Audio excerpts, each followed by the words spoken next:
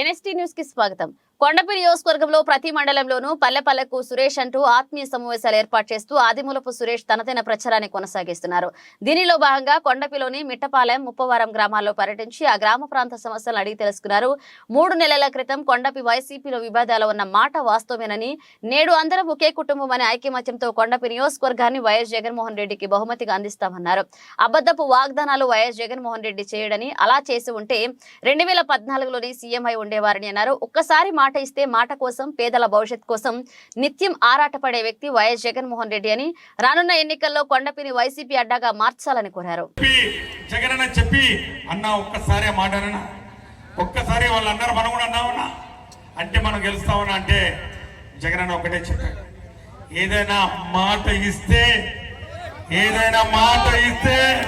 ఇచ్చిన మాట నిలబడాలి, ఇచ్చిన మాట కోసం ఎంత దూరమైనా పోరాటం చేయాలి అని చెప్పి జగనన్న చెప్పినటువంటి విషయం ఈ రోజు మాకు బాగా బోధపడింది.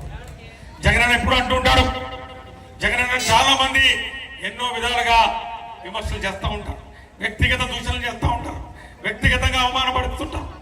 జగనన్న గురించి, ఆయన కులం గురించి అనేక విషయాలు మాట్లాడుతూ ఉంటారు. జగనన్న ఒకటే చెప్పినాడు, నా కులం గురించి ఎవరైనా అడిగితే, జగనన్న అన్నాడు నా కులం గురించి ఎవరైనా అడిగితే, నా కులం ఇచ్చిన మాటను నిలబెట్టుకునే కులం, నా మతం మానవత్వం అని చెప్పినటువంటి గొప్ప మానవతావాది జగన్మోహన్ రెడ్డి గారు అని చెప్పి కూడా ఈ సందర్భంగా సవినయంగా మనం చెప్పుకుంటాం.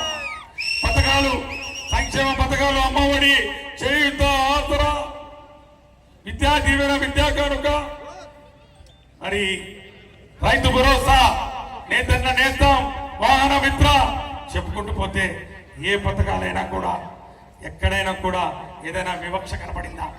ఏ పథకంలోనైనా ఎక్కడైనా ఒకే కులానికి చేసినట్లు మీకు అనిపించిందా? ఎక్కడైనా ఈ పథకాలు ఒకే ప్రాంతానికి, ఒకే పార్టీ వారికి అందాయని మీరు ఎప్పుడైనా అనుకున్నారా? కాదు. ఎందుకంటే జగన్ నాకు ఆలోచన విధానం, కులం చూడం, మతం చూడం, ప్రాంతం చూడం, ఏ పార్టీకి ఓటు వేసినా వేయకపోయినా సంక్షేమ ఫలాలు అందరికీ అందిస్తాం. అక్క చెల్లమ్మలు తెలుగుదేశం పార్టీకి మొగ్గు చూపిన, తెలుగుదేశం పార్టీకి ఓటు చేసిన, అని యువత జనసేన వైపు మొగ్గు చూసిన, అది కాదు ప్రామాణికం ఒకటి. ఈ యొక్క సంక్షేమ ఫలాలు అందాలంటే ఒక్కటే ప్రామాణికం. పేదరికంలో ఉన్నటువంటి ప్రజలకు పేదరికం నుంచి బయటకు తీసుకురావడానికి అర్హులైన ప్రతి ఒక్కరికి, పేదరికంలో ఉన్నటువంటి ప్రతి అక్క చెల్లెమ్మకి, ప్రతి అన్నదమ్ముడికి, ప్రతి రైతు బిడ్డకు, ప్రతి యువతకు సంక్షేమ కార్యక్రమాలు అందించి తీరాలి. దానికి కారణం పేదరికంలో పడుతున్నటువంటి బాధ అందరికీ ఒకటి. పేద అగ్రవర్ణాలు ఉన్నారు, బీసీలు ఉన్నారు, ఎస్సీలు ఉన్నారు, ఎస్టీలు ఉన్నారు, మైనార్టీలు ఉన్నారు. అందరికీ కూడా పేదరికంలో ఉన్నటువంటి బాధ తెలుసు.